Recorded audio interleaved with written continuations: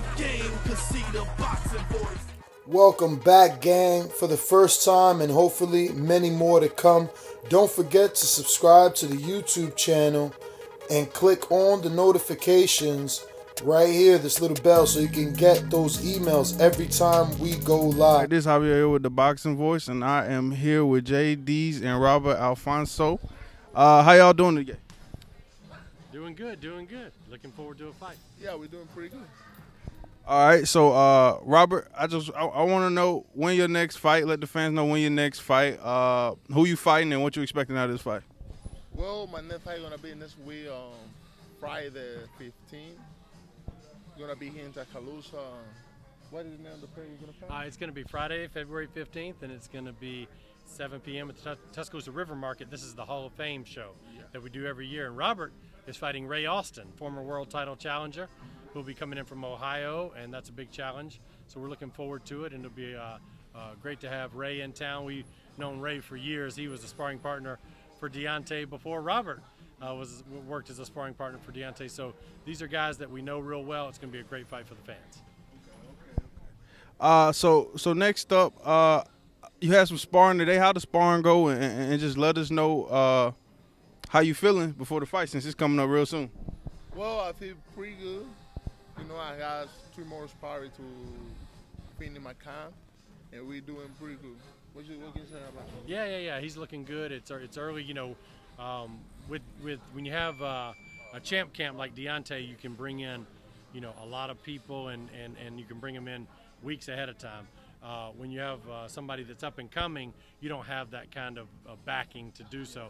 So you do the best you can with sparring. Luckily, we were fortunate enough to get Avery Gibson, who's a fantastic guy and a really good hard worker, and we brought him in from Los Angeles, and so he's going to give us a great week of work, and that'll help Robert out a lot. Okay. We're going to move on to – I'm going to ask you about a few fights that's coming up and see what either one of you guys think about it and what you expect out of it. So we got next coming up, I believe, is Errol Spence and Mikey Garcia. Just want to know what either one of you think about it and what y'all expect out of that fight. I don't know. I mean, I think it's a very good fight. The question I think everybody thinks is Errol too big for Mikey? That seems to be the thing, and that's what we're gonna find out. I mean, Mikey Garcia is so technically good. He's just a fantastic fighter. He got a lot of power too. And he does have a lot of power. And then you've got Spence, who has, I mean, superstar written all over him. You know, and this is one of those fights where like the Kell Brook fight, this is one of those hurdles that you have to take. One of those fights like with again, going back to, obviously, I always go back to Deontay, but he had to get over the Stavern hurdle, and then he had to get over the Ortiz hurdle, and so you have these things, and this is a big one for Spence. All right, so we're going to ask about, you know, the Fury Wilder 2. And I just want to know, Rob, are you going to be back to spar for it? And Definitely, I'll be Deontay every time the camp train. So I'm gonna be here for his camp for Fury. I'm gonna be here too. I'm gonna help a lot. I saw you there's going to be some good work with you in here, so that would be nice. And so basically, I mean, we ain't got a date or nothing yet, but we're working on the date, and we're working on the location. We're definitely trying to get that rematch made. Fury's people have always been straightforward to deal with. There's no games. There's no, you know, it's just, we just hammer out details. Boom, boom, boom.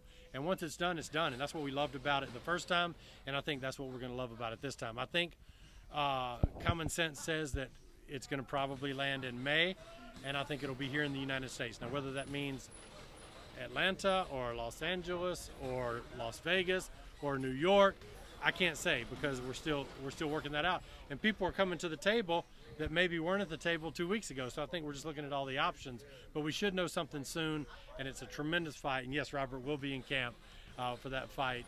Yeah, gonna be here. We would rather have athletic 6'5", 6'4", 6'5", 6'6" guys than have a statue of a guy that's 6'8", 6'9". So because the prevailing attribute of Tyson Fury is athleticism. And so we will definitely go with athletic guys, and we're excited about that rematch because we know Deontay is going to do his thing and electrify the world once again. And we got to bring it up. I know it just happened, but Marsellos, I just want to know where he go from here and where he move on after the tough loss he took, where he was looking good until he got caught. So we know what's next for him and where he goes from here. Well, let me tell you something about that. Boxing is a hard sport, and anything can happen, you know. And you can be winning the fight, and then you not win already. You win when the bell is gone, you know. So that what happened. Unfortunately, he been winning the fight, and in the last 30 seconds of the round, he got a good shot, and you know. But he coming back. He coming back for real. He's a worthy guy, and you know, you're gonna know soon about him. Yeah, and that's the thing is you don't ever want this to happen in anybody's career, but if it happens early, it's something you can learn from. And just like Robert said, in football, if you're up 47-3 and there's 2 minutes left, you're still winning the game. No matter what, you're gonna. But in boxing, you could be up the same equivalent. You could be up every second of every round, and then in the last 30 seconds or the last second, you could lose the fight. And I think that if Marsellos takes that and learns from it and remembers that he has to stay focused every second of every round and uses that as a lesson, it's going to wind up, he'll look back 2-3 years from now and say, that may have been the best thing that ever happened for me. Because of that, I'm now way up here, which he can do. And the last thing, I want to ask about Deon and his fight in March and what you expect, in February, sorry, and what you expect out of that and what you expect to see out of Deon. Well, let me tell you something about Deon. Deon is my man. He's a guy who's training real hard. He's training real hard. And he got a lot of power. He can punch with both hands.